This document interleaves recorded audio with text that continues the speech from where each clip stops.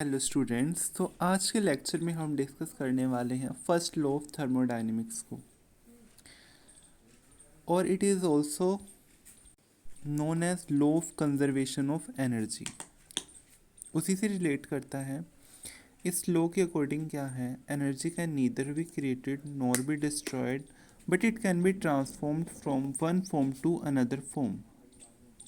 So that means कि energy को हम ना तो क्रिएट कर सकते हैं ना ही डिस्ट्रॉय कर सकते हैं, पर इसको एक फॉर्म से दूसरे फॉर्म में आप चेंज कर सकते हो। ऐसा नहीं है कि यूनिवर्स में किसी प्लेस पे आपने क्या कर दिया, एनर्जी को क्रिएट कर दिया, या फिर ऐसा भी नहीं है कि एनर्जी कहीं पे डिस्ट्रॉय हो गई। ऐसा नहीं होता, बल्कि क्या होता है कि एनर्जी एक फॉर्म से दूसरे फॉर्म में ट्रांसफ़र होती है।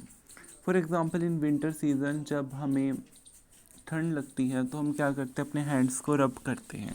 जब हम अपने हैंड्स को रब करते हैं तो हम क्या करते हैं, मैकेनिकल वर्क करते हैं। तो वो मैकेनिकल वर्क किस में कन्वर्ट होता है, हीट एनर्जी में। अब हम ये नहीं कहेंगे कि मैकेनिकल वर्क जो के फॉर्म में जो एनर्जी थी वो आपकी डिस्ट्रॉय हो गई, और ये भी नहीं कहेंगे कि जो हीट एनर्जी है वो अपने आप से क्रिएट होगी। जी नहीं, यहाँ पे क्या हुआ, मैकेनिकल वर्क जो है वो हीट एनर्जी में कन्वर्ट हो गया। सो इसका ये एक गुड एग्जांपल है। ऐसे ही हीट इंजन्स होते हैं, स्टीम इंजन्स होते हैं, जो हीट एनर्जी को मैकेनिकल वर्क में चेंज करते हैं। तो हम कह सकते हैं कि एनर्जी ना तो अपने आप क्रिएट होती है ना ही डिस्ट्रॉय होती है, बट इसको आप एक फॉर्म से दूसरी फॉर्म में आप चेंज कर सकते हैं। Now we will do mathematical formulation of first law of thermodynamics. हम इसको मैथमेटिकली भी डिराइव करेंगे फर्स्ट लॉ ऑफ थर्मोडायनेमिक्स को। उसके लिए एक तरह से फर्स्ट लॉ ऑफ थर्मोडायनेमिक्स को मैथमेटिकली डिराइव करने से हमारा मतलब है रिलेशनशिप फाइंड आउट करना। यू हमारा क्या है, internal energy, W work done and Q is our heat. इसके लिए आपको क्या करना पड़ेगा, एक कंटेनर कंसीडर करना पड़ेगा। से इसके ऊपर पिस्टन लगा हुआ है, आपने इसको क्या किया, नीचे से हीट करना शुरू कर दिया। जब आप हीट करना शुरू करोगे तो जो गैस के मॉलिक्यूल्स हैं उन्हें कुछ एनर्जी मिलेगी, उनकी काइनेटिक एनर्जी क्या हो जाएगी, इंक्रीज हो जाएगी, जिससे वो क्या करेंगे, इस पिस्टन के ऊपर क्या करेंगे, वर्क डन करेंगे, जिससे क्या होगा, एक्सपेंशन होगा, वर्क डन ऑफ एक्सपेंशन होगा। तो पिस्टन थोड़ा ऊपर की तरफ मूव कर जाएगा। कुछ ना कुछ वॉल्यूम इंक्रीज होगी।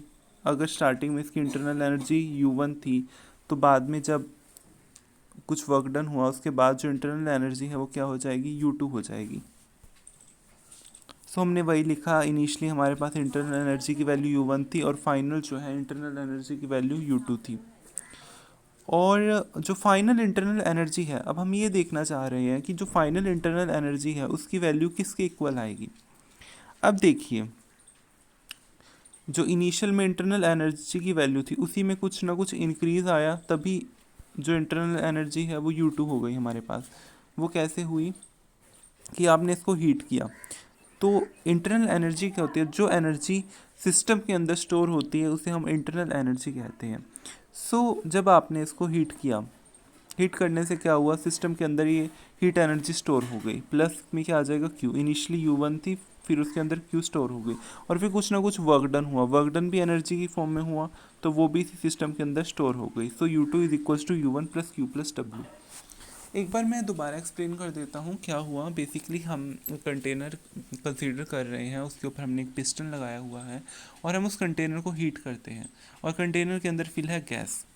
क्या होता है कि जो गैस मॉलिक्यूल्स हैं वो हीट एनर्जी को एब्जॉर्ब कर लेते हैं, उनकी काइनेटिक एनर्जी इंक्रीज़ हो जाती है, टेम्परेचर इंक्रीज़ हो जाता है, और वो पिस्टन के ऊपर कुछ वर्क डन करते हैं, एक्सपेंशन हो जाती है।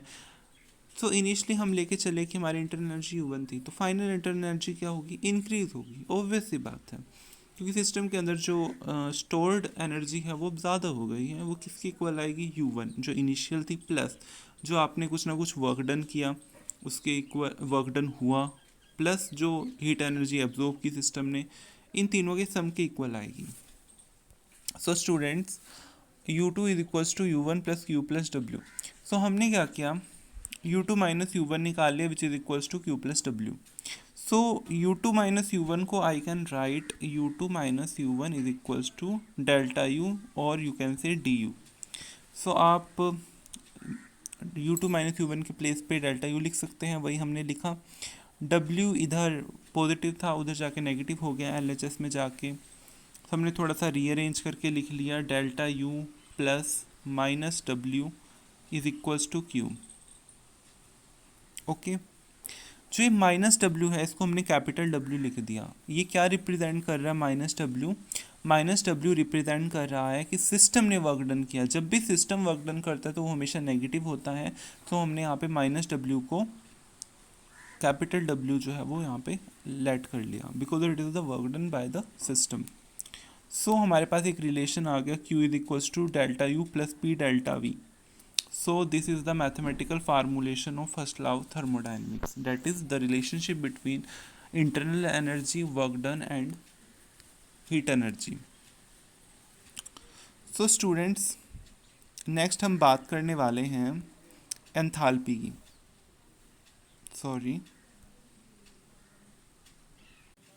सो इंथैल्पी को हम H से डिनोट करते हैं, and what is the definition of enthalpy? As I told in most of the videos that enthalpy is the heat contained in the system.